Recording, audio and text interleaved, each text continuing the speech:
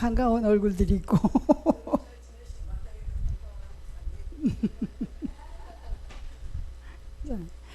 이번 학기, 계절 학기에는 제가 요번 2학기 때는 이제 여호와의 종의 노래를 하려고 그래. 이사야에서 이제 4가지 본문을 따고 여호와의 종의 노래가 4가지가 나오는데, 이번 계절 학기에서는 쉐마, 여러분 잘 아시죠? 쉐마 이스라엘아 들으라 하는 노래들. 이게 쉐마의 본문이 3가지가 나와요. 신명기 6장 4절부터 9절까지, 또 신명기 11장 13절부터 21절까지, 그 다음에 민수기 15장 37절부터 41절까지. 이거는 6절이죠. 6절, 이게 9절, 9절, 이거는 5절. 이게 쉐마의 본문 3가지라고 얘기를 합니다. 우리는 주로 이제 보통 이제 신명기 6장 4절부터 9절까지가 우리가 쉐마의 본문이라고 얘기를 하는데, 신명기 11장 그리고 민수기 15장 37절부터 41절까지 이 3가지가, 그러니까 이게 핵심이 이제 6장 4절부터 9절까지죠. 핵심이. 그 다음에 여기 신명기 11장 13절부터 21절까지. 여기에는 무슨 내용이 나오느냐면 복과 저주. 여기에는 하나님을 사랑하라라는 거예요. 하나님을 사랑하라는 게 핵심이고, 그 다음에 두 번째는 신명기 11장부터 13절부터 21절까지는 너희가 하나님 말씀에 순종하면 복을 받을 것이고, 불순종하면은 공의와 정의의 심판을 받는다, 저주가 임할 것이다 라는 그런 내용이 나와요. 그 다음에 민수기 15장 37절부터 41절까지는 그러니까 여기는 이제 기억을 하라 그러는데, 옷단 있잖아요. 이스라엘 백성들이 이제 옷이 있어요. 옷이 있는데 옷 위에다가 이제 술을 달고 거기에 술을 기억하면서, 술을 보면서 하나님의 말씀을 기억하라는, 이제 뒤에 가서 이제 설명을 해드리겠습니다. 이제 그런 의미로 이제 3가지가 쉐마의 3가지의 본문의 말씀이에요. 근데 요번 이 3가지를 요번 계절학기 동안에 제가 하려고 그러는데, 강의를 하려고 그러는데 어떻게 다 될지는 모르겠습니다. 하여튼 빨리빨리 나갔습니다. 그러니까 신명기 6장 4절부터 9절까지는 하나님의 말씀을 사랑하라, 이거 사랑하라. 그러니까 마음과 성품과 힘을 다하여 말씀을 마음에 새기고 하나님을 사랑하라라는 이렇게 얘기를 하고 있는 것이죠. 근데 이 사랑 어떻게 하느냐면은 증인으로서의 삶을 살아. 증인으로서.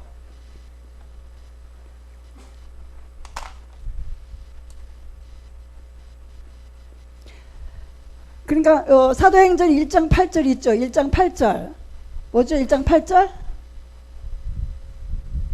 여기 성령이 임하시면 권능을 받고 예루살렘과 유대와 사마리아와 땅끝까지 이르러 내 증인이 되리라 하는 그 말씀이 바로 신명기 6장 4절에서 된 거예요. 이게 굉장히 중요하죠. 이게 비밀이라는 얘기죠. 그런데 그거 증인으로서의 몸과 마음과 생명을 다하여 사랑하라, 성품을 다하여 사랑하라라는 게 이게 핵심이라는 얘기예요. 그 다음에 신명기 11장 13절부터 21절까지는 너희들이 하나님 말씀을 지키고 살면 강성해질 것이다. 그리고 땅에 들어가서 땅을 얻을 것이다 라는 거니까 복과 저주에 대해서 해야 돼. 너희가 말씀에 순종하면 복을 받고 불순종하면은 저주를 심판을 받을 것이다 라고 얘기하는 부분이 이제 두 번째 부르고, 그러니까 민수기 15장부터 37절 41절까지는 말씀을 잊어버리지 않는 방법을 얘기하고 있는 거예요. 뭐야?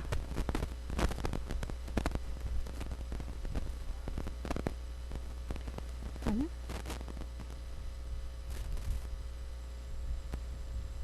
그러니까 하여튼 요번 학기 계절학기 동안 이 민수기까지 가야 돼요. 빨리빨리 가야 돼. 그래야지 이게 완전한, 그러니까 맨날 요 앞에서 하다 말아버려. 그러니까 맨날 듣는 것 같지요. 근데 끝은 없어. 그러니까 빨리빨리 나가기로 하겠습니다. 자, 신명기, 그러니까 그러려면 우리가 신명기가 어떤 책인지 알아야 되죠. 그죠? 그게 앞에 보면은 신명기 2의 부분 제목 알아? 뭐, 샤워가 아니라 천둥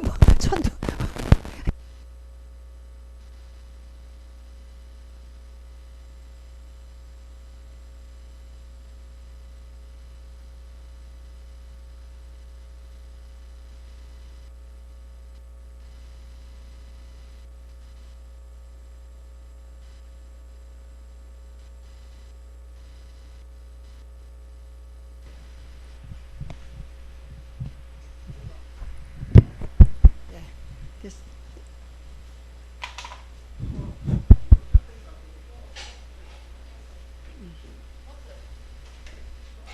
그러니까 신명기의 제목은 보면은 그 1페이지 보면은 본서의 첫 단어를 따른 히브리 성경의 제목이 데바림, 그러니까 말씀드리라고 나오죠. 그래서 그 말씀드리라는 제목이 되죠.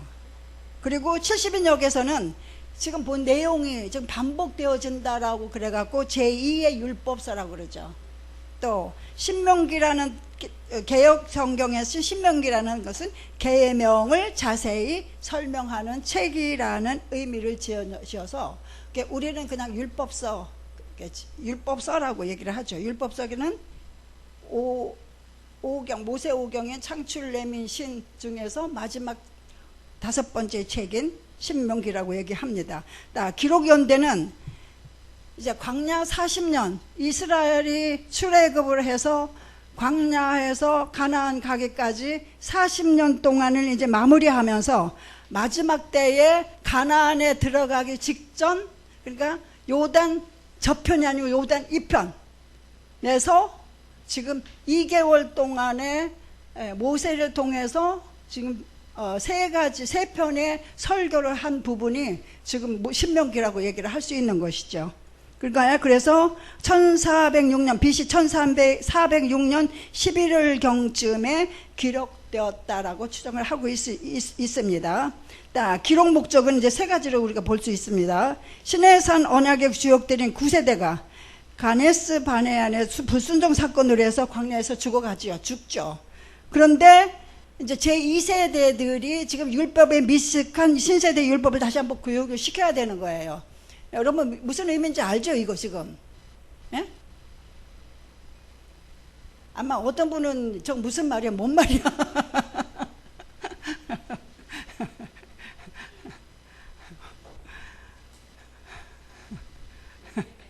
이거 1세대 지금 그러니까 출애굽, 그러니까 이스라엘 백성들이 그러니까 애굽에서 종살이해서 이제 그거 아시죠? 그거는 거기서 이제 모세를 지도자로 해서 홍해를 건너서 마라의 쓴물, 그 다음에 엘림 사건이 있죠. 그 다음에 뭐죠? 무슨 전쟁이야? 나도 갑자기 생각이 안 나. 그 3가지의 하나님의 그 어떤 그 성품이 드러나서 3가지 사건이 있은 다음에 시내산에 도착합니다. 이게 시내산에서 도착해서 시내산에서 지금 시내산을 떠나기까지 시내산에서 이제 율법을 받잖아요. 율법을 받죠. 거기서 이제 11개월 동안 거기서 지내다가 이제 거기서 떠나서 지금 광야 40년 이제 38년이에요. 정확하게는 38년을 해서 이제 40년이 찰 때에 지금 하나님의 약속하신 가나안 땅을 앞에 바라보고 지금 요단 건너편에는 지금 뭐가 있죠? 가나안 땅이 있고 가나안에 도하기 직전에 지금 여기 이쪽에서 모세가 지금 40년이라는 세월이 지났잖아요. 그러니까 1세대들은 다 죽었어. 하나님 말씀에 불순종해서 죽기도 하고, 또 모세는 어떻게 했죠? 하나님의 말씀에 불순종해서 결국은 모세까지도 들어가지 못해요. 그래서 2세대들밖에 없어요. 근데 2세대들은 시내산에서 모세가 율법을 받은 것 알까요? 모르죠. 그리고 출애굽하면서 하나님은 어떻게 인도하셨는지 모르죠. 그러니까 이제 2세대들이 가나안에 들어가서 살아야 될 것인데, 하나님의 백성으로서 가나안에 가서 살 수 있도록 다시 율법을, 그러니까 과거에 어떻게 하나님께서 조상들을 인도하셨다, 그 과거의 경험, 회고를 하면서 그 다음에 율법의 재교육을 받고, 그 다음에 너희들은 가나안 땅에 들어가서 어떻게 살라라고 경고하면서 예언을 하고, 내용이 지금 신명기 전체 내용이에요. 무슨 말인지 알죠? 그러니까 신명기가 그런 책이다라는 것을 우리가 알고 지금 공부를 해야 되는 거예요. 신명기도 무슨 책인지도 모르고 얘기하다 보면 저거 뭔 말이요 하고 나면 또 곤란해지죠. 그래서 이 중심 주제는 뭐냐면 역사 회고예요. 지금 역사 회고는 지금 보면은 노예였던 이스라엘을 해방시킨 하나님이 지도자 모세를 통해서 아브라함 때부터 약속하셔왔던 가나안 땅이 지금 문 앞에 지금 문턱에 두고 40년 광야사를 총결산하는 설교로서 세 편의 설교가 지금 신명기에 기록이 됐다라고 얘기를 하고 있는 것이죠. 그 다음에 신앙교육이에요. 그런데 이제 하나님께서는 하나님의 방법대로 하나님의 자녀를 양육하라고 명령을 하십니다. 명령을 하시는데, 이 신세들이 새로운 시대의 이 세대들이 하나님의 명령이, 율법이 뭔지, 하나님은 어떻게 시행하는지 모르잖아요. 그러니까 이들에게 그들 자녀들에게 하나님의 어떻게 그 신앙을 할 수밖에 없는 것이요. 해야만이 되는 것이에요. 그 필연적이었다는 거예요. 그리고 또 신세대들은 어떻게 해요? 어떻게 우리가 이 가나안 땅에 들어가서 살 것인가를 계획을 하고, 또 하나님과의 인격적인 관계를 어떻게 유지해 나가는 건지를 지금 알아야 되는 거죠. 그러니까 이런 교육을 통해서 지금 모세가 설교한 그 세 편의 교육을 통해서 지금 알아가는 그런 내용이 나오는 것이죠. 그래서 여기서는 강조되는 단어가 뭐냐면 잊지 말라라, 또는 기억하라. 그러니까 영어로 말하면 remember. 그러니까 잊지 말고 기억하라는 게 계속 강조되고 있어요. 그뿐만 아니고 순종하라라는 데, obey, 순종하라라는 단어예요. 그러니까 생각하고 기억하고 생각해서 어떻게 순종하라라는 이 단어가, 두 단어가 굉장히 중요한 단어라고 얘기를 할 수 있는 것이죠. 그래서 결국은 모세오경의 마지막 결국은 뭐라고? 하나님의 말씀을 늘 기억하며 순종하라라는 것이죠. 모세오경 결론뿐만 아니라 성경 전체가 얘기를 하는 것이 바로 이것이죠. 하나님의 말씀을 늘 기억하며, 기억하는 것을 끝지 말고 또 순종하라. 그러니까 신명기는요, 율법의 대강령일 뿐만 아니고 그 강령을 실천하는 우리가 어떻게 행하며 살아야 되는가, 실천적인 부분까지 두 가지 부분이 나오는 거예요. 그러니까 기억하고 어떻게 해요? 잊지 말고 기억하고, 그 다음에 순종하라. 이 그 두 부분이 나는데, 그러니까 예수님께서도 신명기를 참 많이 인용하셨어요. 참 특별히 사랑한 책이었던 것 같아요. 근데 마태복음 4장이나 누가복음 4장에 보면은 마귀의 시험을 받을 때도 떡으로만, 신명기 8장 3절에도 떡으로만 이런 얘기가 나오거든요. 또 6장 13절부터 16까지는 시험치 말라라는 얘기가 나와요. 또 신명기 16장 20절에는 땅을 얻으리라라는 말씀이 나오는데, 예수님께서도 이 신명기 말씀들을 인용해서 그 마귀들을 물리칠 때 인용을 하셨다라는, 그러니까 신명기를 그렇게 좋아했다라고, 특별히 사랑했던 책이라고 이제 얘기를 할 수 있겠습니다. 근데 이제 내용을 보면은 첫 번째는 1장부터 4장까지는 과거 역사를 회상합니다. 그러니까 지나간 광야 40년의 역사를 요약하고 설명하는 과정에서 선민 이스라엘을 향한 하나님의 사랑과 은혜를 지금 강조하고 있어요. 하나님의 너희들을 어떻게 사랑했고 너희들을 어떻게 은혜 가운데서 인도해냈다라는 것을 이제 설명하고 있는 것이죠. 그래도 두 번째는 율법을 이제 재교육을 시킵니다. 어떻게 시키냐면은 하나님의 백성으로서 이제 거룩한 땅 가나안에 들어가야 되잖아요. 그러니까 가나안에 들어가서 선민 이스라엘이 거룩하고 경건한 삶을 유지하는 데 필요한 각종 율법이 있잖아요. 율법이 가르침이 종류별로 열거되어 있어요. 여기서는. 그러니까 시내산에 떠나같이 11개월이 있으면서 지금 여기 그 다음에 보면 이제 도표가 나옵니다. 도표 밑에 도표 보세요. 세 부분으로 이제 구분이 되죠. 하나님의 행하신 일, 4장까지는 하나님의 행하신 일이고, 또 선민의 생활 구범을 두 번째 설교에 나옵니다. 이거는 율법적 관점에서, 또 그 다음에 율법 준수에 따른 보응, 이거는 복과 저주에 대해서 이제 얘기가 나옵니다.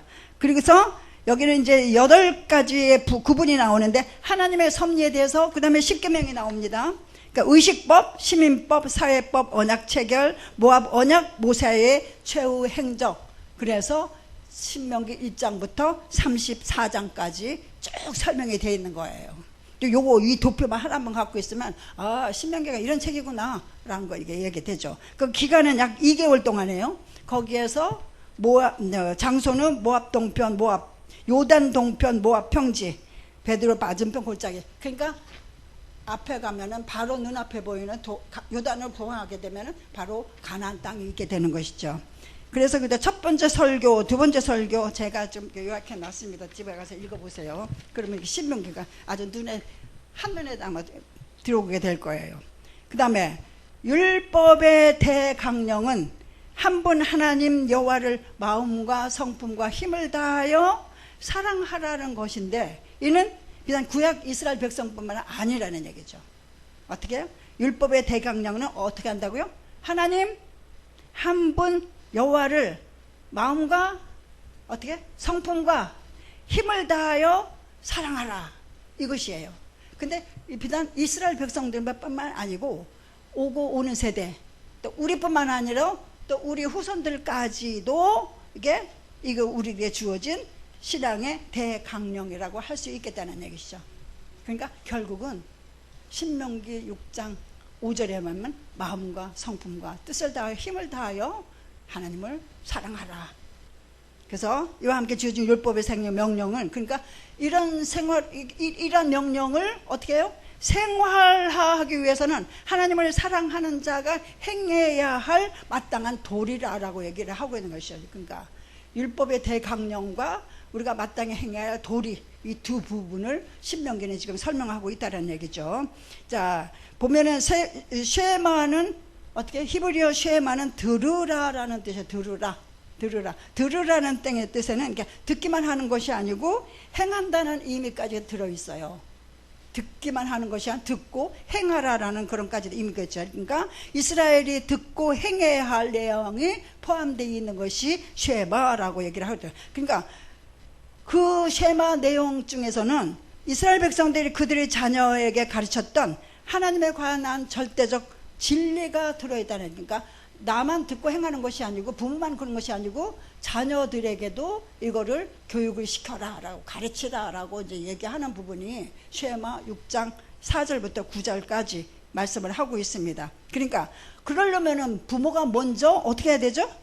하나님의 말씀을 마음에 새기고 실천을 해야 되겠죠. 그러니까 내가 본을 보여야지 자녀들도 나를 따라하죠. 그러니까 그 자녀를 보면 그 부모를 안다 그러잖아요. 그죠? 그런 것처럼 부모가 먼저 하나님의 말씀을 마음에 새기고 본을 보여야지, 그래서 자녀를 가르쳐야 된다라고 얘기를 하고 있는 것이죠. 이것이 이스라엘 신앙교육의 원리며 삶의 원리다라고 얘기를 하고 있습니다. 오늘 우리들은 자녀 교육을 어떻게 시켜요? 물론 이제 자녀들이 다 큰 부모들도 있어요. 그리고 뭐 어린 부모들도 있지만 자녀 교육이 굉장히 중요합니다. 자녀 교육. 농사 중에 자녀 농사가 제일 힘들다 그러잖아요. 참 힘들고도 어렵고도. 그래서 이 쉐마를 가르쳐. 쉐마, 내 마음을 다하고 성품을 다하고 힘을 다하여 주 여호와를 섬기라 라는 그런 쉐마를 가르친다라면은, 그것이 신앙교육의 원리가 된다면, 삶이 원리가 된다면 자녀들도 그게 본받아서 그렇게 될 줄이라 저는 확신합니다. 그래서 쉐마 보면은 10계명을 포함한 전 율법의 대강령이라고 얘기를 할 수 있는 것이죠. 그러니까 이 율법은 뭐냐, 율법을 청종함으로 해서 하나님을 기쁘시게 해드리는 것이 인간들이 책임이라는 얘기죠. 그러니까 율법을 어떻게 한다고요? 청종하여서 실천함으로 말미암아 그것이 바로 하나님을 기쁘게 해드리는 것, 이것이 바로 인간의 책임이다라고 얘기를 할 수 있는 것이, 의무다라고 강조할 수 있는 것이죠. 그러니까 인간이 하나님께로부터 지음받은 제일 목적이 되기도 해요, 사실 이것은. 자, 외민 제1 소요리 문답 1문에서는 뭐라고 얘기를 하면, 인간이 제일 되는 목적이, 사람이 제일 되는 목적이 무엇인가 라고 질문했을 때 뭐라고 대답하죠?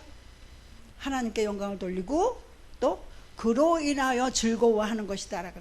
하나님은 영광 받기만 원하시는 것이 아니고 여호와로 인하여 우리도 즐겁게 살라라고, 이렇게 그로 인하여 즐거운 삶을 살라라고 얘기를 하고 있습니다. 그러니까 하나님은 영광이 부족해서 인간들에게 영광을 받기를 원하신 것이 아니고, 하나님 자체가 영광이시기 때문에 2% 부족한 영광을, 사람으로부터 영광을 받아서 100% 채우려고 그러시는 분이 아니고, 인간들에게 영광을 주시기 위하여 먼저 영광을 주셨다는 얘기죠. 우리의 삶을 통해서 우리가 열매를 맺잖아요. 그 열매가 바로 뭐다? 하나님께 드리는 영광이다라고 우리가 얘기를 할 수 있는 것이에요. 그러니까 우리의 삶에 열매가 없으면은 하나님께 영광을 돌릴 수가 없는 거예요. 응? 그러니까 그 영광 먼저 하나님이 주셔서 내 삶에 어떻게 해요? 말씀에 순종하고 그 삶의 열매를 맺어서 그 열매를 하나님께 영광으로 돌려드릴 때 이미 우리가 먼저 받은 영광을 돌려드리는 거예요. 내가 뭐 어떻게 해서 영광을 드리는 것이 아니고. 그러면서 뭐라 그러죠? 하나님은 하나님 자신에게만 영광을 돌려라 그런 것이 아니고 우리들에게 뭐요? 그로 인하여 즐거워하라, 즐거운 삶을 살라라고 지금 얘기를 하고 있는 것이죠. 그것이 우리가 사는 제일 되는 목적이다라고 얘기를 하고 있습니다. 영광만 돌릴 것이 아니고 주님으로부터 받는 기쁨이, 즐거워하고 기뻐하는 삶을 살라라고 지금 하나님은 명령을 하고 있다라는 얘기죠. 그럼 우리는 찌질이도 못나게 그냥 찌질 살면 하나님 기뻐하실까요? 하나님 영광 받는 것이 아니시죠. 그러니까 우리가 자긍심을 가져야 돼요. 그래서 6장 4절과 5절은 여호와의 사랑을 여호와를 사랑할 것을 명령하고 있고, 6절부터 9절까지는 여호와의 계명을 항상 기억하며 그 자손들에게 가르칠 것을 명하고 있는 것이 6절부터 9절까지예요. 어떻게 가르칠 것인가를 명하는 것이 이제 6절입니다. 근데 성경에서 말하는 쉐마의 본문은 지금 이 세 가지입니다. 세 가지는, 그래서 히브리인들은 이 세 가지를 평생 동안 배우고 또 중요하게 여기고 그리고 암송하고 하루에 2번 내지 7번까지 암송하고 있어요. 그때는 성경이 없었기 때문에 이렇게 이따 보면은 손목에 또 미간에 붙여서 써서 다지고 다니면서 상징적으로 또 의미를 가지고 자녀들에게 양육하고 교육하고 그러고 있다는 얘기죠. 근데 그 중에 핵심은 신명기 6장 4절부터 9절이라고 얘기를 할 수 있겠습니다. 자,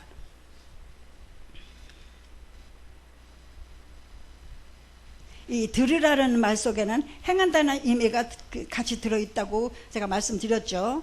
야고보서 2장 22절에는 이렇게 말합니다. 믿음은 행함과 함께 일하고 행함은 믿음을 온전히 한다. 자, 피데쿰 오페라 잘 따라오시죠 지금? 응? 피데쿰 오페라, 이게 라틴어인데요. 이게 종교개혁의 핵심인 얘기인데, 행함이 있는 믿음의 구원이라고 얘기하는, 그러니까 믿음의 행위를 얘기하는 것이 피데쿰 오페라라는 라틴어예요. 이것이 종교개혁의 핵심이다라고 우리가 얘기를 할 수 있겠습니다. 그래서 히브리인들이 쉐마를 그럼 어떻게 배우냐? 이 세 가지를 통해서 쉐마를 배운다라고 우리가 얘기를 할 수 있고요. 그러면 평생 쉐마를 읽고 암송하는 방법이 있어요. 히브리인들은 이 쉐마를 평생 읽고 암송하는 방법이 있는데 그 첫 번째가 뭐죠? 한번 읽어보세요. 다 같이. 하루 2번 낭독하라는 계명을 지키겠다는 마음으로 쉐마를 암송해야 된다.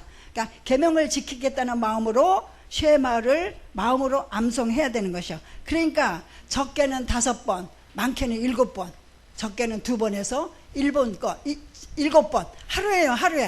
하루에 이렇게 암송을 이들은 한다라고 얘기를 하고 있는 거예요. 또 그 다음에 두 번째는 쉐마의 첫 구절 6장 4절이죠. 매우 중요한 신앙 고백이에요. 이것이 신앙 고백, 나의 신앙 고백, 자녀들이 신앙 고백이 되어야 한다는 그런 이유. 그렇기 때문에 지금 보면 여기서 뭐 그 제가 그 원어를 써놨죠. 거기 한국말로도 써놨는데 히브리어는 어떻게 읽죠? 오른쪽으로 읽습니까? 왼쪽으로 읽습니까? 오른쪽서부터 왼쪽으로 가는 거예요. 헬라어는 왼쪽에서 오른쪽으로 가는 거고, 히브리어는 오른쪽에서 왼쪽으로 가. 그러니까 한번 다 같이 읽겠습니다. 6장 4절 시작. 쉐마 이스라엘 예후와 엘로헤누 예후와 에하드. 근데 이것도 그냥 이렇게 읽는 것이 아니고 쉐마 할 때는 큰 크게 소리를 잖아요. 쉐마 하고 불러야 돼요. 한번 크게 해서 해보세요.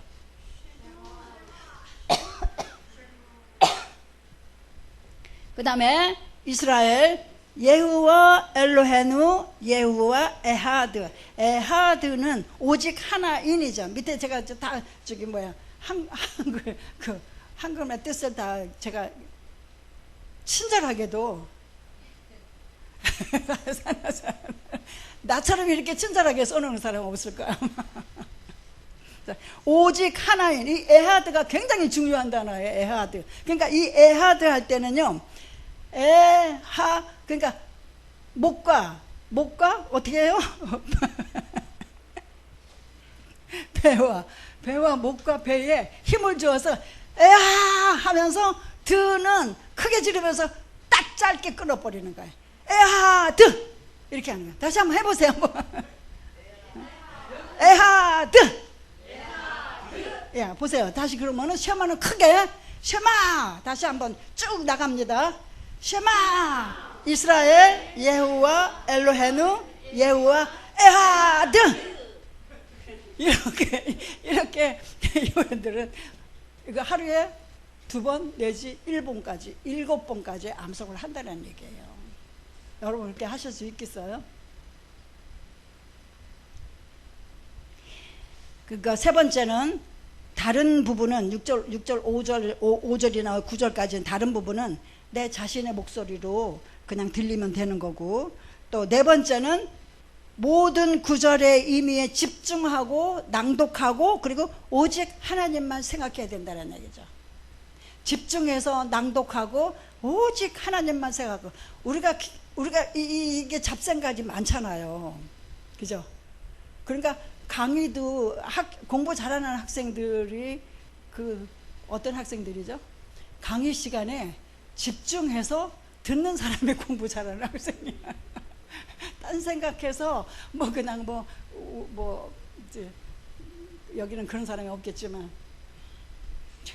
지금 날씨가 너무 좋은데 오늘 해수욕장 가서 날씨도 너무 더운데 그런 생각하는 사람은 없겠지만 그렇게 생각하지 않고 오직 집중해서 오직 하나님만 생각해야 된다라고 네 번째는 얘기하고 있습니다. 그래서 다섯 번째는 첫 구절 아까 지금 얘기한 거 여섯 단어 있죠. 쉐마 이스라엘 예후와 엘로헤누 예후와 에하드는 이게 눈을 가리고 오른손으로 눈을 가리고 이거를 외워야 되니까. 이거 무슨 말입니까? 집중해서 여기에 진짜 몰입하기 위해서 이 눈을 가리고 이 말씀을 지금 하루에 2번 내지 7번씩 암송한다라는 얘기예요. 자, 쉐마 이스라엘, 그 다음에 예후와 엘로헤누, 예후와 어떻게 해요? 에하드.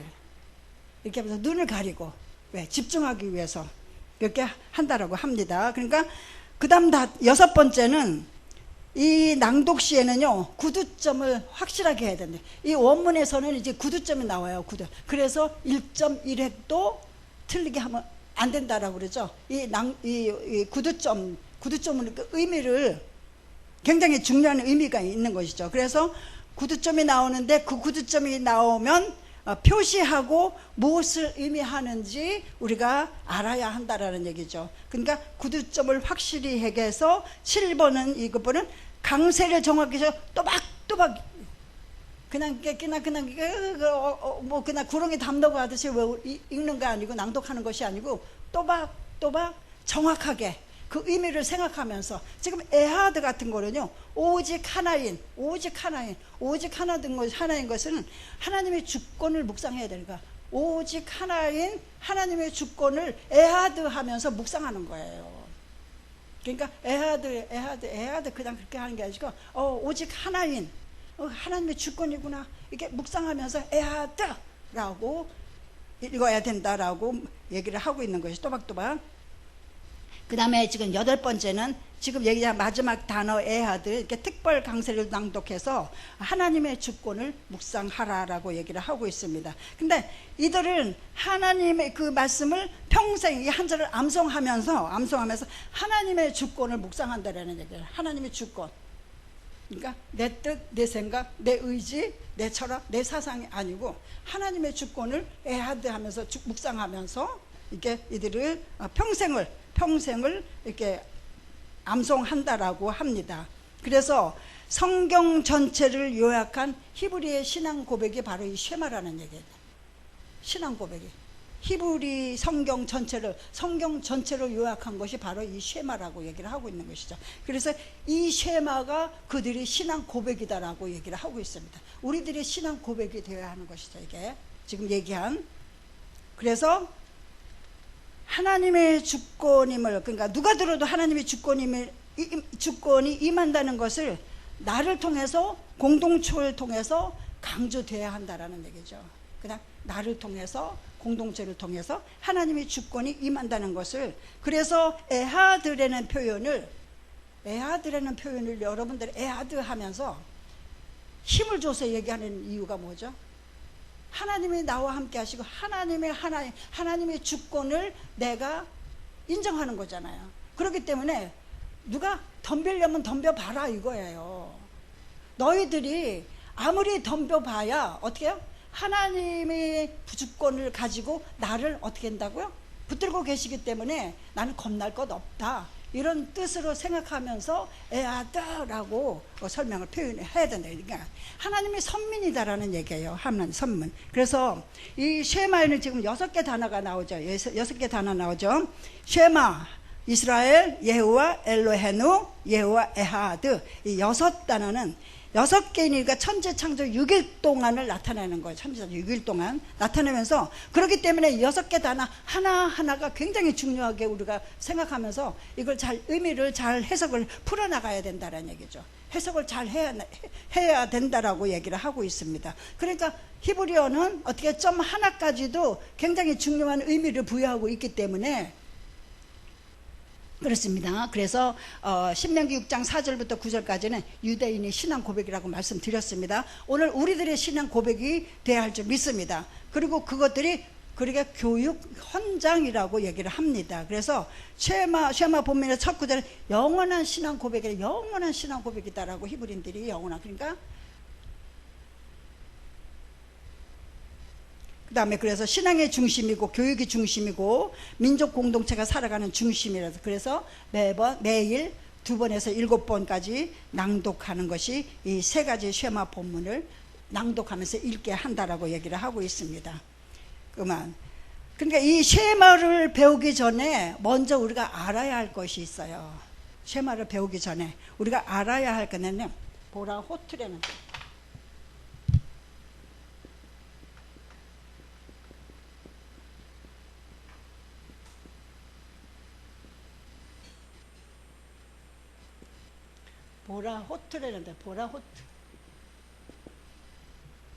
보라호트 선언문이라고 그러는데요.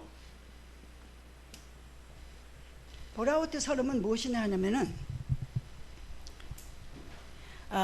구전으로 내려오는 미슈나라는 뜻이에요. 미슈나라는 책은 여섯 가지로 된 명령집이에요.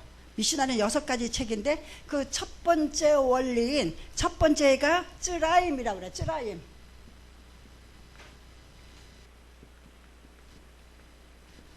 근데 이제 이거는 이제 11권으로 된 책이에요. 11권으로 된 책인데 여기에서 첫 번째 책이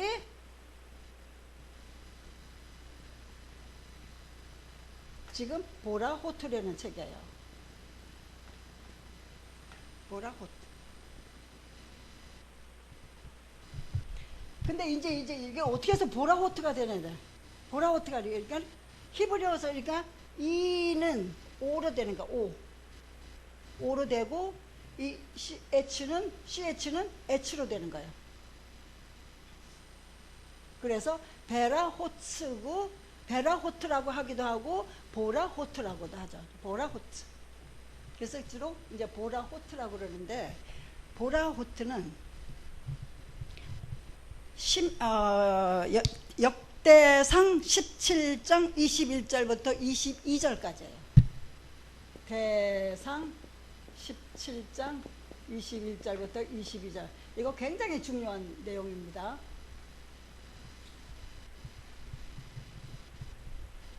17장 21절 22절은 뭐라고 얘기하냐면 땅이 어느 한 나라가 주의 백성 이스라엘과 같으리까 하나님의 가서 구속하서 자기 백성을 삼으시고 크고 들어온 일로 인하여 이름을 얻으시고 애굽에서 구속하신 자기 백성 앞에서 열국을 쫓아내셨사오며 22절 다 한번 찾아보겠습니다.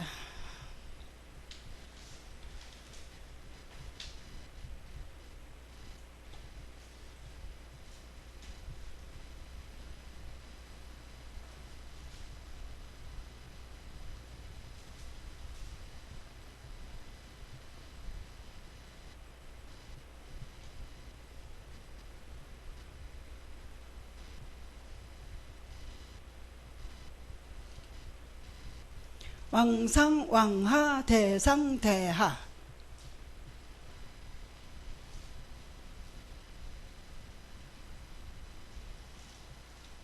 17장 22절 다 같이 읽겠습니다. 찾으셨어요?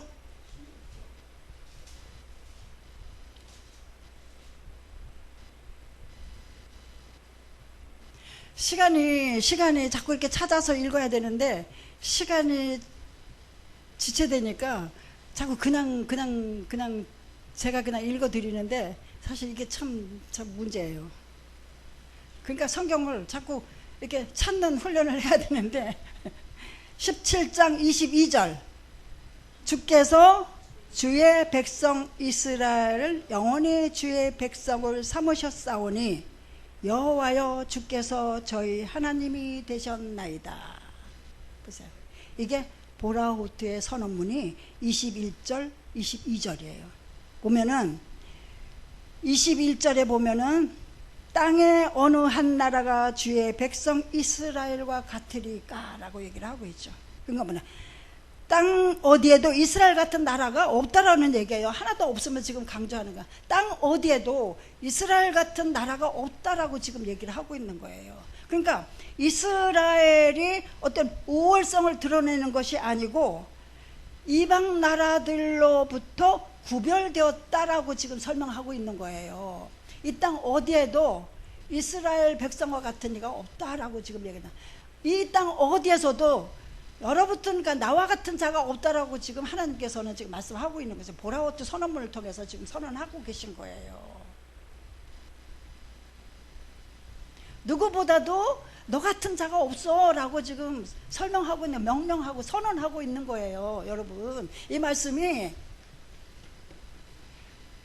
말씀 들으면 몸이 찌릿찌릿해야 돼. 그냥 그 소리야. 그게 뭐요? 하지 말고 몸이 찌릿찌릿해야 돼. 이게 뭐라고요? 땅에 어느 한 나라가 주의 백성 이스라엘과 같으니까 땅에 어느 누구보다도 너 같은 자가 없다라고 지금 얘기를 하고 있다라는 얘기예요. 그래서 어떤 나의 이스라엘의 우월성을 얘기하는 것이 아니고 이스라엘의 다른 이방 나라들과 구별되는 구체적인 이유가 여기 있다라니, 그게 보라호트 선언문을 통해서 지금 선언하는 거예요. 두 번째는 22절, 주께서 영원히 주의 백성 삼으셨사오니, 영원히라는 지금 항상인, 일시적인 것이 아니고 이례적인 것이 아니고 영원히 항상 끝이 없어 까지 당신 백성을 선택하셨음을 지금 명시하고 있는 것이죠. 그래서 하나님의 언약하에 있는 영원한 하나님의 백성임을 다시금 확인해 주시는 거예요. 너는 하나님의 언약 가운데 있어. 근데 너의 그 영원한 그 언약하에 있는 영원한 하나님의 백성이다 라고 지금 확인해 주는 거예요. 선언하고 있는 거예요. 그래서 뭐라 그러죠? I am your God. 그리고 그다음 뭐죠? You are my people이라 그러잖아요. 너는 나의 백성이고 나는 너의 하나님이 됨이라 이렇게 하고 있잖아요. 이거 뭐 끝난 거 아니에요? 하나님은 나의 왕이시고 나는 그의 백성이다. 그의 소유이고 그 거룩한 백성의 제사장 나라 얘기하고 있는 것이죠. 그럼 끝나는 거잖아요. 너밖에 어느 누구보다도 너밖에 없어라고 얘기하시면서 그것이 영원하게 나는 너의 하나님이고 너는 나의 백성이다라고 얘기를 하고 있는 것인데, 이 얘기 들으면서 몸에 전율이 와야 되는 거예요. 그 다음에 세 번째는 여호와여 주께서 저희 하나님이 되셨나이다 그러잖아요. 그죠? 나는 너의 하나님이다 라고 그러잖아요. I am your God이라고 그러잖아요. 나는 너의 하나님이 되셨다. 그러니까 이 말은 무슨 이야기하면 전적인 소유가 됐다. 하나님의 전적인 소유가 됐다는 얘기죠. 소유가 됐다. 그 다음에 여호와를 섬기는 거룩한 제사장 나라가 됐고, 어떤 이중적인 의미가 들어있어요. 소유가 됐고 제사장 나라가 됐다라는 거. 그래서 6장 4절 이 보라호트를 통해서, 이 선언문을 통해서 어떻게 해요? 나는 너의 하나님이 될 것이고 너희는 나의 백성이 될 것이고 또 너희는 너희와 같은, 이 땅에서 너희와 같은 자가 없다라고 지금 역대상 7장 21절부터 22절까지 보라호트 선언문을 하고 있는 것이에요. 그러니까 이 보라호트 선언문은 쉐마를 배우기 위해서 성경 토대가 되는 거예요. 토대가 되는. 쉐마를 보면서 우리가 성경의 토대가 되는 것이 지금 보라호트 선언문인데, 역대상 17장 21절 22절이라는 얘기를 하고 있는 것이에요. 그래서 이게 쉐마는 신앙 고백인데, 왜 그들이 신앙 고백이 되었는가? 왜 그들이 6장 4절부터 9절까지가 신앙 고백이라고 얘기할 수 있는 것이 이 보라호트 선언문 때문이라는 얘기예요. 역대상 17장 21절 22절 때문에 라고 얘기를 하고 있는 것이지요. 그래서 한 줄로 한마디로 얘기를 하면은, 내가 너희를 우주에서 유일한 백성으로 선언하노라. 내가 누구죠? 하나님이 너를 누구야? 아무개야. 우주에서 유일한 자로 어떻게 선언한다라고 지금 얘기를 하고 있어요. 유일한 하나님의 백성이라고 썼습니다. 우주에서 유일한 하나님의 소유되고 그리고 영원한 제사장 나라가 됐다라고, 거룩한 제사장 나라가 됐다라고 얘기를 하고 있습니다. 그래서 지금 이스라엘 백성들은 어떻게 해요? 쉐마를 계속 하루에 2번 내지 7번씩 암송하는 거예요. 또박 암송하는 거예요. 그렇게 얘기를 암송하니까, 그러니까 내가 너희를 우주에서 유일한 백성으로 선언하노라 라고 하니까 내가 마음과 정성과 힘을 다하여 섬기지 않을 수가 없는 것이죠. 내가 이렇게 섬기니까 또 내가 너를 유일한 백성으로, 우주에서 유일한 백성으로, 유일한 나라로 선언한다라고 설명할 수밖에 없어요. 선언할 수밖에 없다라고 얘기를 하고 있는 것입니다. 그 다음에 보세요. 그 다음에 6장 4절 봅니다. 아까 얘기했듯이 쉐마 이스라엘 예후와 엘로헤는 예후와 에하드. 여기에는 이제 두 가지 사실이 나타나는데, 첫 번째는 뭐죠? 여호와는 우리 하나님이시다라는데, 여호와는 우리 하나님이시다. 한번 고백합니다. 여호와는 우리의 하나님이시다. 여호와는 우리의 하나님이시다. 두 번째는 여호와는 한 분이시다. 여호와는 우리의 하나님이시고 여호와는 한 분이시다. 이거는 말하면 하나님의 유일성을 알리는 거예요. 하나님의 유일성. 하나님의 유일성을 얘기하고 있는 것이죠. 그러니까 하나님의 본성을 강조하는 거거든요. 하나님의 본성. 하나님은 우리의 하나님이시고 여호와는 우리의 하나님이시고 여호와는 한 분이시다라고 지금 얘기를 하고 있습니다. 근데 여기 보면은 쉐마에는 이제 두 가지 동사가 나옵니다. 선포 동사가 나죠. 선포. 쉐마, 들으라 할 때는 선포 동사가 나죠. 선포 동사. 그 다음에 선포 동사는 우리가 설교할 때는 어떻게 해야 되는 거죠? 설교자들이 설교를 할 때 어떤 권유나 부탁의 말씀, 부탁으로 설교를 하면 안 되는 거죠. 지금 선포형 명사 동사는 하나님께서 선포하신 말씀 그대로 이루어지는 특성이 있다는 거예요. 하나님의 선포한 말씀 그대로 이루어지는 어떤 특성을 갖고 있어요. 그러니까 천지를 창조하실 때 뭐죠? 천지를 창조하시다. 천지를 창조하시니라 그러냐. 뭐라 그러죠? 빠라라 그러죠. 빠라. 창조하시니라 그러니까 창조 자체가 되는 거예요. 그러니까 선포하는 거. 그러니까 앞뒤가 없어. 천지를 창조하시니라 그러니까 목회자의 설교는 하나님의 말씀을 선포하는 선포의 문장의 형태로 나가야 되지 어떤 뭐죠? 어떤 권유나 또 부탁이 아니라 왜? 이런 선포 동사이기 때문에 하나님의 말씀은 선포한 대로 말씀 그대로 이루어지기 때문에 그 다음에 그러니까 여기서 보면 어떻게 되죠? 자기 말이 나올 수 있겠어요? 자기 간증이 나올 수 있겠어요? 그 다음 명령 동사의 명령.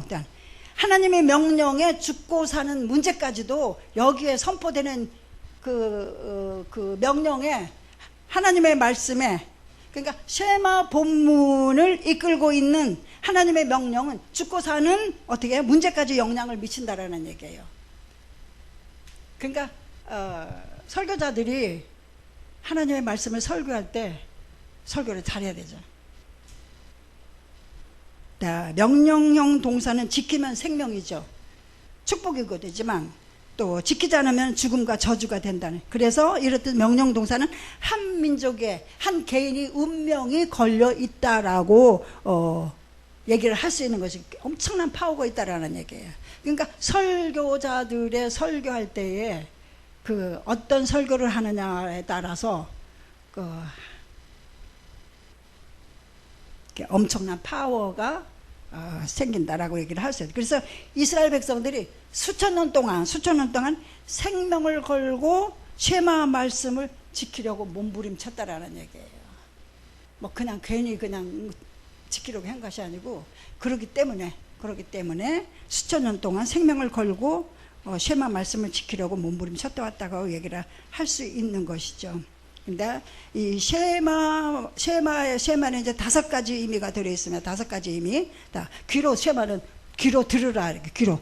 그러니까 유대인들은 눈으로도 들어요. 눈으로 새겨서 듣는 거예요. 그러니까 귀로 들어라. 그리고 깊이 생각하라는. 그러니까 거저 들으라 그런 가지고 깊이 생각하면서 들으라 그러게 돼요. 정신을 집중하라. 아까 뭐지? 오른손으로 눈을 가리고 암송하라 그랬죠. 그러니까 집중해서 하게 돼. 또 이해하라 그래. 이해하라. 그 다음에 마음에 새기라는 이제 행동하라라는 뜻이 있어요. 행동하라. 듣는다는 단어에는 행동하다라는 단어가 의미가 포함이 되었다라고 얘기를 하고 있습니다. 그런데 여기 이게 5가지가 의미가 있는데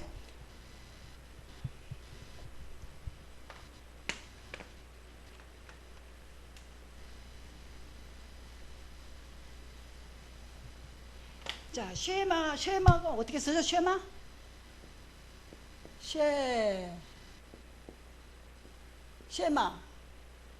그 다음에 에하드. 마지막. 그러니까 첫 글자하고 마지막 6번째 단어. 에하드. 이 쉐마 할 때 이 아인하고 에하드 할 때 이 달렛이, 그러니까 아니다.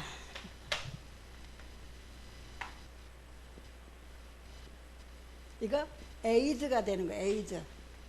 에이드는 증인이라는 얘기죠. 증인, 증거, 증언.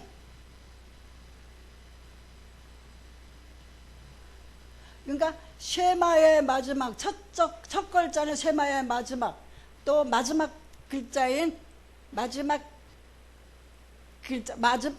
단어의 마지막 글자, 이게 에이드라고 그래요. 그래서 이거를 굵게 써요. 굵게. 근데 여기서 증인이 아까 얘기한 거 있죠? 증인 얘기한 거 행자 1장 8절 여기서 나왔다라는 얘기죠. 근데 증인, 증거, 증언, 이게 증인에는 세 가지 의미가 있습니다. 세 가지. 뭐라고 얘기를 하고 있죠, 거기? 설명을 제가 했는데. 보고 듣고,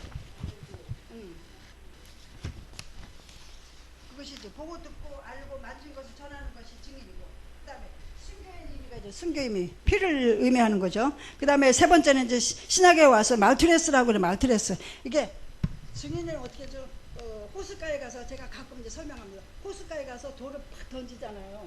호숫가에서 돌을 던지면은 돌이 어떻게 되죠? 팍팍팍 하다가 어느 지점에 가서 멈춰서 그 돌이 어떻게 되죠? 떨어져요. 그러면 떨어지면서 그 떨어진 그곳에서는 어떻게 파장이 일잖아요. 파장이. 그죠? 그러면서 떨어져. 이게 바로 증인이 하고 설명을 할 수 있다는 얘기죠. 그러니까 우리는 돌처럼 던져서 떨어져서 파문을 일으키고 나는 죽어야 돼요. 그것이 바로 증인이다라고 얘기를 할 수 있는 것이죠. 지금 얘기하고 아까 증인이 되라는 배경이 신명기 6장 4절, 1장 8, 사도행전 1장 8절, 이것이 최고의 비밀이라고 얘기했어요. 그러니까 이스라엘 민족이 6장 4절로 이제 신앙 고백을 합니다. 고백하니까 어떻게 했다고요? 바라오트 선물을 주어주신다. 바라오트가 뭐라 그랬죠? 하나님께서 내가 너희를 우주에서 유일한 어떻게? 백성으로 선언하노라 라고 바라오트의 선물로 주신다라고 얘기를 하고는. 그러니까 바라오트 때문에 신앙을 고백하게 되고, 신앙을 고백하니까 하나님 이렇게 유일한 백성으로 선언한다라고 그런 주셨다라고 얘기를 할 수 있는 것이죠. 자, 그 다음에 이제 본론에 들어갑니다. 6장 4절부터 9절까지. 4절부터 9절까지 한번 다 같이 읽겠습니다. 이스라엘아 들으라. 우리 하나님 여호와는 오직 유일한 여호와시니 너는 마음을 다하고 뜻을 다하고 힘을 다하여 내 하나님 여호와를 사랑하라. 오늘 내가 내게 명하신 이 말씀은 너는 마음에 새기고 내 자녀에게 부지런히 가르치며 집에 앉았을 때든지 길을 갈 때든지 또 누워있을 때든지 일어날 때든지 말씀을 강론할 것이며, 너는 또 그것을 내 손목에 매어 기호를 삼으며 내 미간에 붙여 표로 삼고 또 내 집 문설주와 바깥문에 기록할지니라. 저기 구조로 제가 그 7페이지에 보면은 이스라엘아 들으라가 이게 핵심이에요. 이스라엘아 들으라.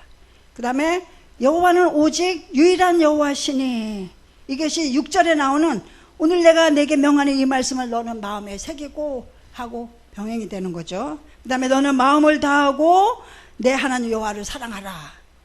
그리고 뜻을 다하고 힘을 다하여 병행이 되고, 근데 오늘 내가 내게 명한 이 말씀을 너는 마음에 새기고를 그렇게 새기고, 그 다음에 내 자녀에게 부지런히 가르치라. 그죠? 부지런히 가르치고 말씀을 강론할 것이며, 그 다음에 집에 앉았을 때인데 길을 갈 때든지 병행이고, 그 다음에 누워있을 때든지 일어날 때든지 이게 병행이 된다라고 그렇게 설명을 할 수 있겠습니다. 그 다음에 이제 8절, 9절은 8절이 너는 또 그래서 내 손목에 기호를 삼고 내 미간에 표를 붙여 삼고 또 내 집 문설주와 내 바깥문에 기록할지니라. 그래서 8, 9절이 이렇게 나옵니다. 그러면은 4절은 쉐마의 선언이고 그 다음에 5절은 쉐마의 방법이에요. 어떻게 쉐마를 어떻게 이행하느냐 방법. 6절 9절까지는 쉐마를 어떻게 전수하느냐 방법을 얘기를 하고 있습니다. 그 다음에 인간은 그 마음에 두 잔을 섬길 수 없는 거죠. 왜냐하면은 한편 사랑하다 보면은 자연의 다른 한편은 어떻게 되죠?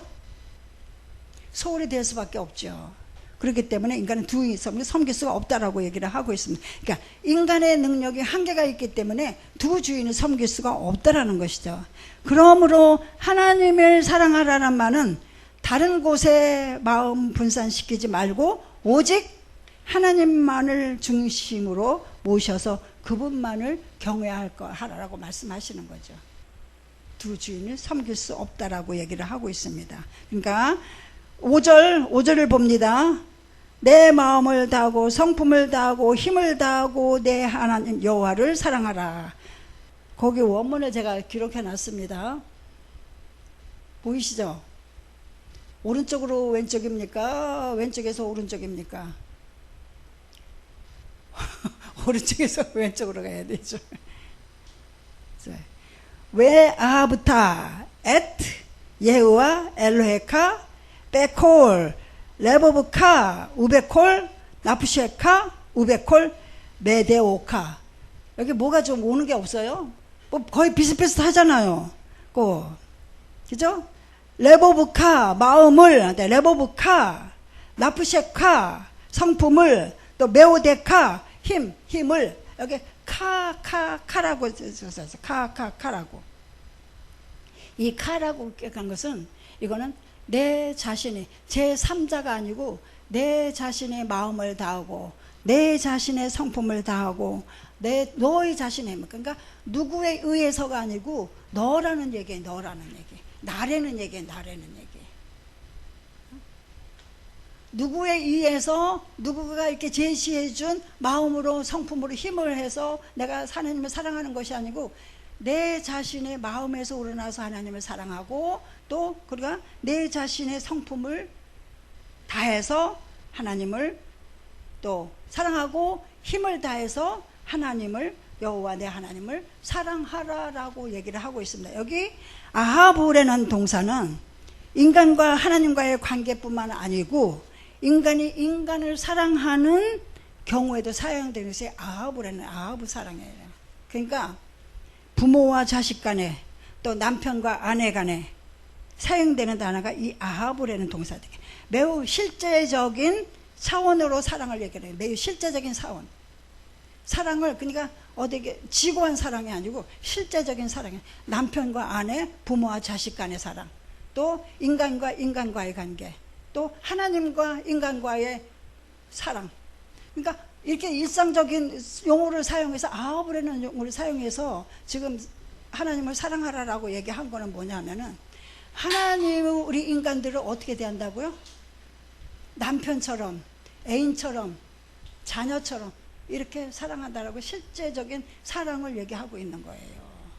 하나님의 사랑은 너무 높이 계셔서 너무 지고하셔서 어떻게 감당할 수 없는 그런 어떤 이렇게 분리되어 있는 그런 사랑이 아니고 실제적으로 내 옆에서 남편이 아내를 사랑하고 아내가 남편을 사랑하는 것처럼 부모가 자식을 사랑하고 자식이 부모를 사랑하는 것처럼 그런 사랑을 아하브라는 단어를 사용해서 지금 사용하고 있다라는 얘기예요. 그러니까 하나님은 어떻게 해요? 이스라엘 백성들 가운데서 이스라엘 백성과 언약 관계를 맺으셨잖아요. 그러니까 맺으시면서 하나님께서 이스라엘 백성들한테 임재하셨죠. 언약을 맺으시면 임재하셨잖아요. 근데 그들 가운데 그래서 드러나셨잖아요. 그들 가운데 나는 누구임을 지금 드러내셔 보이셨어요. 그래서 언약 관계를 맺으신 하나님께서 이스라엘 백성들과 어떻게 사랑 관계를 갖는데 그것이 실제적인 사랑이다라고 지금 얘기를 하고 있어요. 그러니까 형제 사랑하듯이 하나님을 자신의 아버지처럼 또는 자신이 연인처럼 사랑할 수 있는 특권을 가지고 있다라고 지금 얘기할 수 있는 것이에요. 우리가 하나님을 마음과 몸과 성품과 힘을 다해서 사랑하는 것이 어떤 뭐 특별하게 뭐 무슨 그런 사랑이 아니고, 그냥 우리가 늘상 우리가 옆에 있는 사람을 사랑하듯이 그런 사랑을 지금 요구하고 있다라고 얘기를 할 수 있는 것이죠. 그래서 여기 마음이라는 얘기는 마음을 레보부카라고 얘기를 하고 있는데, 레보부카는 마음, 이게 마음의 이제 중심이에요. 마음이라는 얘기는 생각이나 의지, 감정을 다 들여서 사는, 그러니까 전심이에요. 전심. 그러니까 하나님을 섬기는 지금 구체적인 방법을 얘기하는 거예요. 전심을 다해서 지금 마음을 다해서 하나님을 사랑하라는 얘기예요. 하나님을 사랑하는 구체적인 방법이 지금 이거예요. 그러니까 전심으로 사랑할 때에 우리의 말이 변화되고 우리가 행동이 변화된다는, 전심과 마음을 들여서 전심으로 사랑할 때. 그 다음에 성품을 다하여서는 인격을 얘기하잖아요. 인격은 네페시라고 그러는데, 네페시 그런데 내 전인격을 얘기를 하고 있습니다. 이것도 마찬가지죠. 이제 인간이 가지고 있는 의지를 다해, 성품이나 뜻, 의지, 네페시라고 그러는데, 뜻이나 의지도 네페시라고 그러는데, 인간이 가지고 있는 의지를 다해 하나님을 사랑하라고 하는 말씀은 더욱더 강조하기 위해서 지금 성품이나 뜻을 이제 반복 강조하고 있다라는 얘기죠. 그러니까 하나님에 대한 사랑을 거룩한 사랑, 우리가 거룩하게 사랑하시는 아빠에 대한 사랑으로 이해를 할 때 마음과 성품을 뜻다해서 그 사랑을 지켜가는 법을 우리가 배우고 될 것이라는 얘기예요. 아빠 사랑하는 법. 그래서 즉 하나님을 향한 우리의 사랑은 그분께 온전히 어떻게 할 때? 복종할 때만, 또 그 사랑이 우리 모든 것이 될 때만 어떻게 참으로 거룩해진다라고 얘기를 하고 있는데, 전인격. 그 다음에 힘, 메오드라고 그러는데 육체를 얘기하는데, 전력. 하나님을 사랑하려면 육체도 건강해야 돼요. 그죠? 그러니까 육신이 그냥 뭐 골병이 들어가고 육신이 골골하게 있으면 하나님을 사랑할 수 없어. 그러니까 넘치는 것이라고 돼. 힘, 넘치는 것, 내어놓을 수 있는 최대한 것은, 차고 넘치는 것, 에너지, 젖먹던 힘까지 다 어떻게 사양하려고 돼. 실제적인 방법이에요, 이게. 근데 탈무드에서는요, 이 힘을 다해라는 얘기는 너희들이 육체를 벌어들이는 돈까지도 드리라는 얘기예요. 그러니까 내가 육체를 건강해서 내가 일하잖아요. 그럼 일해서 벌은 돈이 있잖아요. 그 돈까지도 다 드리라는 뜻이에요. 그러니까 어느 거 하나 남김없이, 다 드리라는 얘기예요. 그러니까 왜? 하나님께서도 우리에게 그렇게 하셨다는 얘기죠. 하셨기 때문에 자신을 어떻게 십자가에 죽기까지 우리를 사랑하셔서 우리를 구원하셨기 때문에 우리도 전인격, 전력, 전성, 전심 다해서 하나님을 사랑하라라고 얘기해요. 여기 다하여라는 데 세 번을 강조하고 있습니다. 콜이라고 그러는데 다하여. 생명 걸어라는 얘기, 생명까지도 걸어라는 얘기예요. 생명까지. 여러분, 하나님을 위해서 여러분 생명 걸을 수 있겠습니까? 응? 여러분 위수를 통해서 한번 고백을 해보세요. 생명까지 걸어서 하나님을 사랑할 수 있겠느냐는 거죠. 대답 안 하시는 거 보니까 아직은 아닌가 보네. 아이, 생명만은, 다른 거는 다 돼도 생명만은 안 됩니까? 안 됩니다예요. 생명 드리라는 얘기는 생명을 뺏고 그냥 죽게 한다는 얘기가 아니죠. 너희가 생명을 다 해봐. 그러면 나도 생명을 다해, 너를. 그러니까 그러잖아요. 간증하지 말라 그러는데 안 할래요. 그러니까 그렇지 않으면은 생명까지 걸었는데, 그렇지 않으면은 정신을 빼앗긴다라는 얘기예요. 정신을 빼앗긴. 그러니까 마음과 인격, 힘을, 뜻을 다해서 생명을 걸고 사랑하라라는 게, 그러니까 인간이 하나님을 사랑할 수 있는 정도가 생명을 걸고라는, 생명을 걸고. 그러니까 여러분은 어느 정도 하나님을 사랑하세요? 입술을 통해서 고백 한번 해보세요. 어느 정도 하나님을 사랑하세요? 하나님을 사랑할 수 있는 정도가 생명까지 걸러라고 지금 얘기를 하고 있는데, 그러니까 생명을 걸러라고 하는데 생명을 뺏어가는 거라고 생각하면은, 그럼 나는 뭐야? 이 이후의 생각은, 여보, 오늘 저녁 주무시기 전에 한번 생각을 해보세요. 한번. 하나님께 나를 생명을 다해서 생명을 걸고 사랑하라 그러는데, 그럼 나는 뭐야? 하나님이 여러분들에게, 성령께서 여러분들에게 음성을 들려주실 것입니다. 자, 그래서 어느 정도 하나님을 사랑하느냐, 그러니까 힘을 다해서, 마음을 다해서, 성품을 다해서, 이 다하여 하는 데가 지성과 감성과 의지 모두를 다해야 되는, 전 인격의 삶 전체를 드리라는 얘기, 사랑하라는 얘기죠. 그러니까 부분을 요구하시는 분이 아니에요. 한 발짝은 세상, 한 발짝은 어때? 이쪽 저쪽 이게 아니고, 우리의 전부, 우리의 삶 전체, 인격의 총체를 다하기를 원하시는 분이 하나님이시다라고 얘기를 하고 있어요. 그것이 마음을 다하고 성품을 다하고 힘을 다하여라는 얘기가 되는 것이죠. 그래서 자신의 모습을 감추는 부분이 없이 완전히 드러낸 상태에서 진실하게 하나님을 사랑하는 거거든요.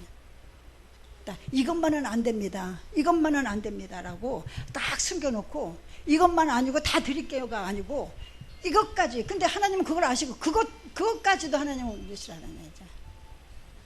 근데 그거 드리면은요, 그러잖아요. 내가 가끔 그래 하나 잘해줘봐요. 그러면은 그쪽에서 10개가 올 거예요. 내가 하나를 잘해주면 그쪽에서 10개 올 것입니다 라고 말을 가끔 제가 이렇게 잘해요. 바로 그거예요. 내가 하나님께 하나를 드리면 하나님께서 나를 어떻게 주신다라고 얘기를 하고 있습니다. 그래서